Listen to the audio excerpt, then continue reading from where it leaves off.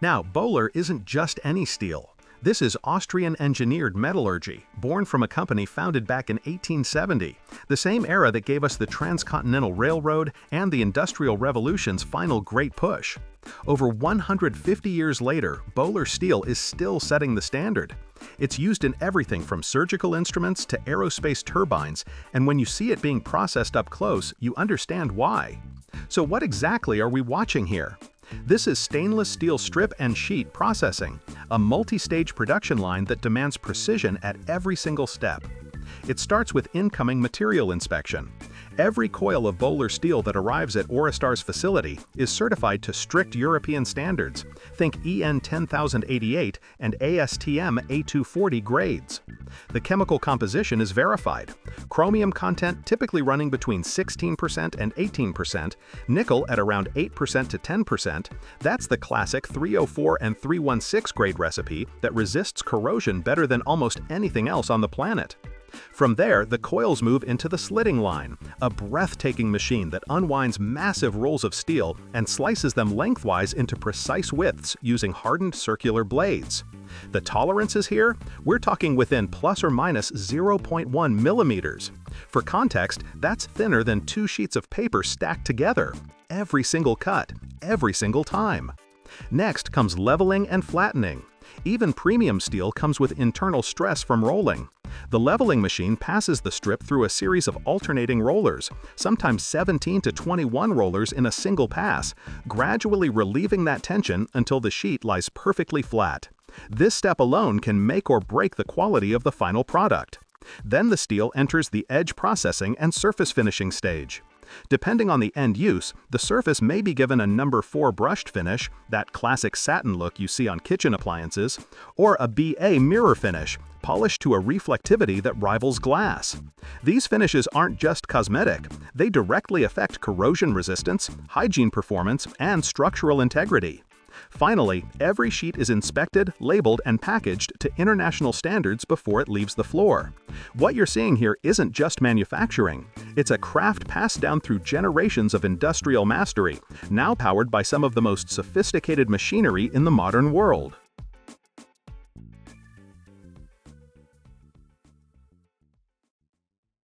What we're looking at is open die forging, one of the oldest and most respected metalworking techniques in human history. And the part being made here? A Hall crank handle, a critical component used in locomotive engine assemblies. This isn't a part you find on a shelf. This is forged from raw steel billet, shaped entirely by force, heat, and skilled hands working in perfect coordination with industrial-grade machinery. It begins in the forge furnace.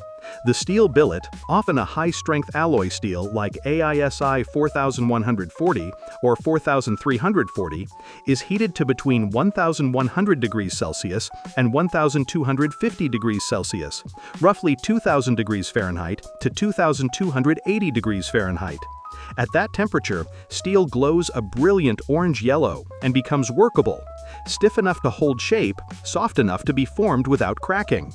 Once at temperature, the billet is transferred to the hydraulic forging press or air hammer, machines that can deliver anywhere from 500 to 5,000 tons of force in a single controlled blow. This is open die forging, meaning the steel isn't enclosed in a mold. Instead, skilled operators rotate and reposition the billet between blows, gradually coaxing it into the precise geometry of the crank handle, a compound shape that must be perfectly symmetrical and free of internal voids. Why forging instead of casting or machining from plate? Because forging aligns the grain structure of the steel along the stress lines of the part. The result is a component with dramatically superior fatigue resistance and tensile strength, exactly what you need when it's mounted on a locomotive running at full throttle day after day, decade after decade. After forging, the part is normalized, a controlled slow cooling process that relieves internal stress, then inspected by ultrasonic testing to confirm there are no hidden cracks inside the metal. Only then does it move to finish machining. Every step is a nod to a tradition of craftsmanship that stretches back to the very first railroads. What we're seeing in this clip is a combination of high-speed CNC turning and advanced milling operations, two of the most fundamental and powerful processes in modern precision manufacturing.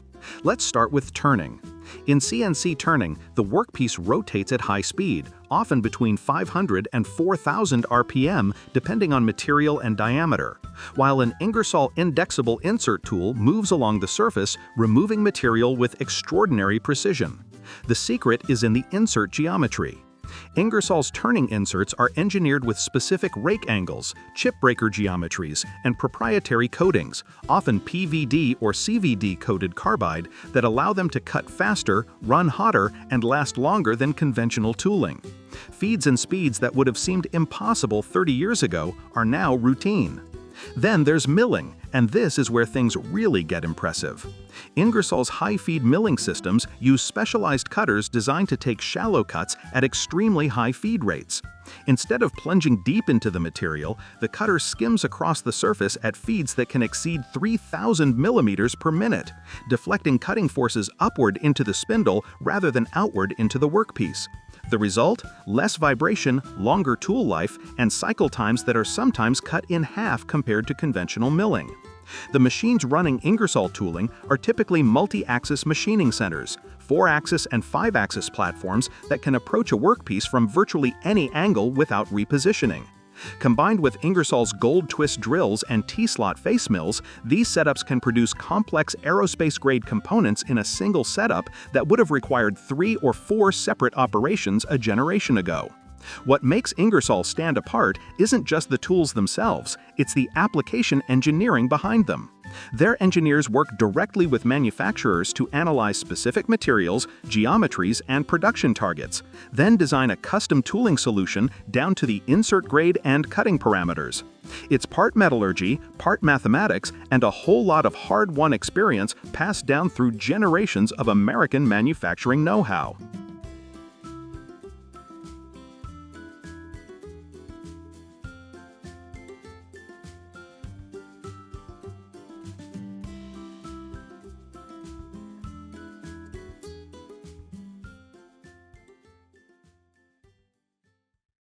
Now we're inside Rotell's factory, watching something special. The creation of toroidal transformers that power some of the finest audio equipment ever made. If you're an audiophile, you know the name Rotell means quality, and it starts right here. Every transformer is designed, engineered, and manufactured in-house.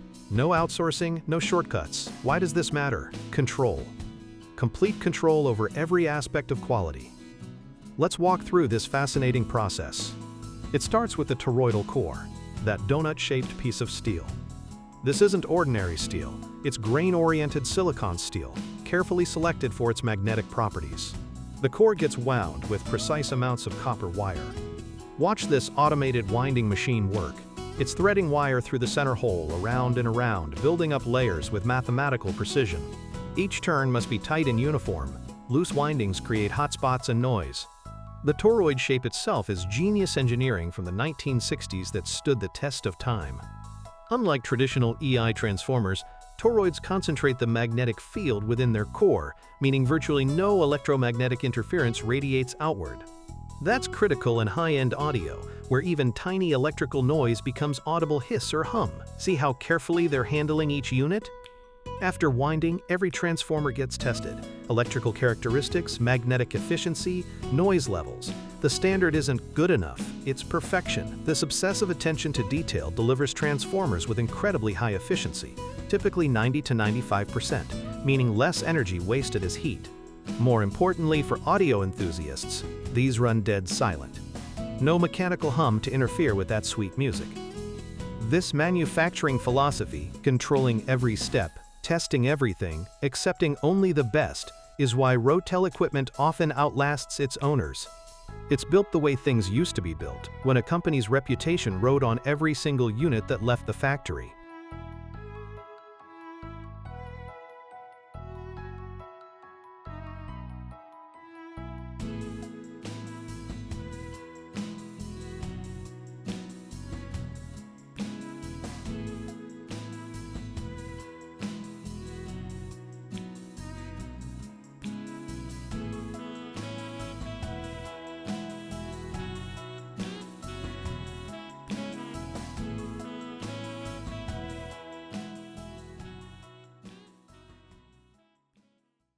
When a cargo ship the size of a city block needs to move through open ocean, it relies on something most of us never think about: the propulsion system buried deep in its hull. And one of the companies building those systems is Wärtsilä, a Finnish industrial giant with manufacturing operations right here in China. At Wärtsilä's Chinese facility, the production of marine propulsion systems is a tightly choreographed process. Massive engine components, crankshafts, cylinder blocks, camshafts, are machined to tolerances measured in microns. Assembly lines run with a precision that would feel right at home in an aerospace facility. These engines aren't just powerful. They're engineered for fuel efficiency and low emissions, because in today's shipping industry, every gram of fuel counts.